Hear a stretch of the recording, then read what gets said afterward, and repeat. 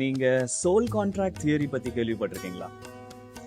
எப்படி சொல்லுவாங்கன்னா, நம்ம பொறக்கறதுக்கு முன்னாடியே நம்ம சோல் வந்து சில ஆளுங்களோட அக்ரிமெண்ட் போட்டுக்குமா.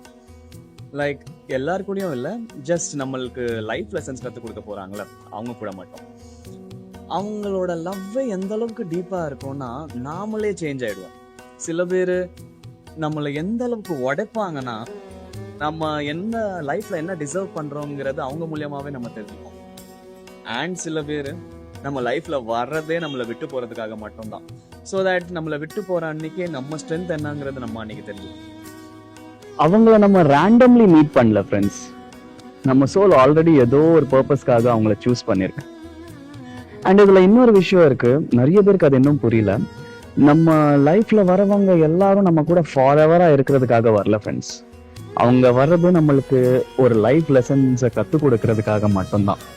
அவங்க நம்மளை ஹீல் ஆக்குறதும் நம்மளை உடைக்கிறதும் நம்மளை முன்ன விட இன்னும் ஸ்ட்ராங்காக தான் மாற்றிருக்கோம். ஸோ ஒருத்தவங்க உங்கள் லைஃப்பில் வந்து உங்களை விட்டுட்டு போயிட்டாங்கன்னா அவங்கள கெட்டவங்கன்னு நீங்கள் முடிவு பண்ணிடாதீங்க. அவங்க கண்டிப்பாக ஏதோ ஒன்று உங்களுக்கு கற்றுக் கொடுத்துட்டு தான் போயிருப்பாங்க. அண்ட் அவங்க போகிறதுக்கான meaning is very simple. The contract is completed and your soul is ready for the next chapter.